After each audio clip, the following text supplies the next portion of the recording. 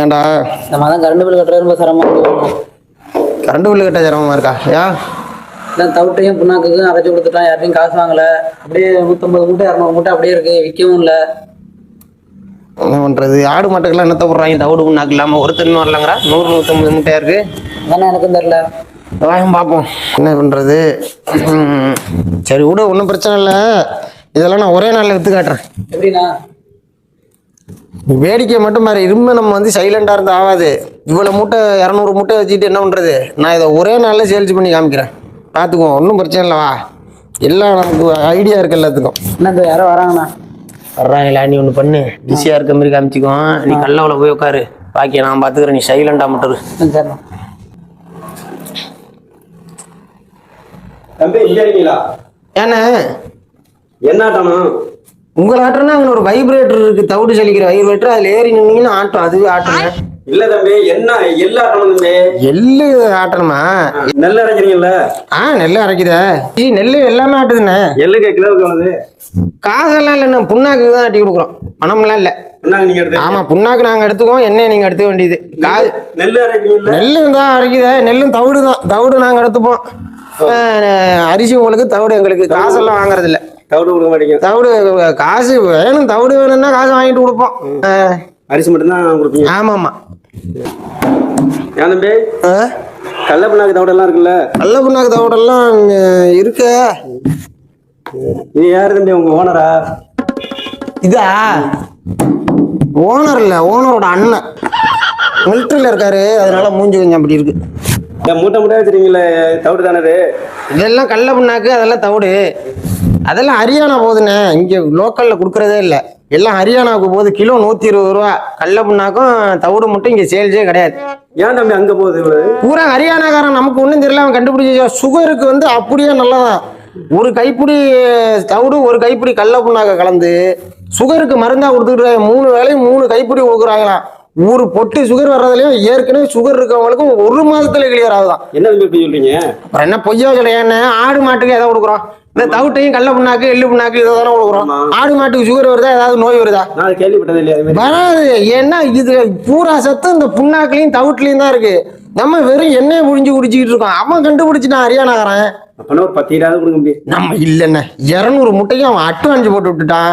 இந்த குடோன்ல இன்னும் 100 மூட்டை இருக்கு, எல்லாம் அவனுக்கு அனுப்புறது. எல்லாம் பணம் போட்டு விட்டா. கிலோ 120 ரூபான்னு. ஊர்ல தவிடு கிலோ 10 ரூபாய்க்கு தானே வித்துக்கிட்டு இருக்கான். கிலோ 120 ரூபாய்க்கு ஹரியானா போகுது எல்லாமே. யாருக்கு பாருங்க, எல்லாம் தவிடெல்லாம் இப்ப எடை போட்டு வச்சுட்டேன். இதெல்லாம் இருக்காது, அதெல்லாம் எடை போட்டு வச்சிருக்கேண்ணே. என்ன இவ்வளவு நைஸா அரைச்சிருக்கீங்க? அதெல்லாம் தரமா மனுஷன் சாப்பிடுறது இல்லை. அப்புறம் இதுக்கு மேல எப்படி? அதெல்லாம் தரமா அரைச்சிருக்கு.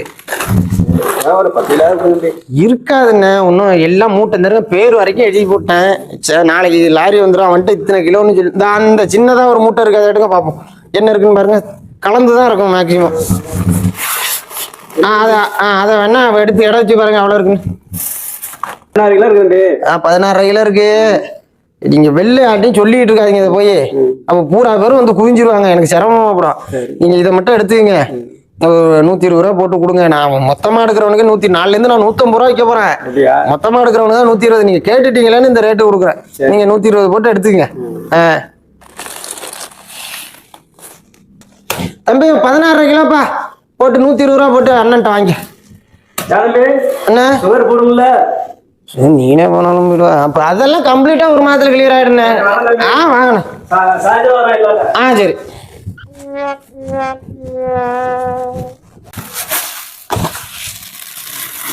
எந்தாலும் போயிட்டாங்க. எவ்வளோ வாங்க? 120 ரூபா மினி 1980 ரூபா கிட்டண்ணா. சரி சரி, ரேட்டு எதுவும் குறைக்க வெளியே கேட்டு போனேன். இல்லைண்ணா, அதெல்லாம் முடியாதுன்ட்டா. யார்ட்டையும் ரேட்டு குறைக்க ஒத்துக்காத. ரேட்டை சும்மா குறைச்சி ஏற்றி இறக்கி விட்டோம்னா சந்தேகம் வந்துடும். அடிச்சுட்டு 120 ரூபா போட்டு பார்த்துக்குவான். ஒரே நாளில் அவன் போய் இப்போ ஊர் பூரா சொல்லி விடுவான், இந்த மூட்டை பூரா ஒரே நாளில் காலி ஆகிடும் மாதிரி.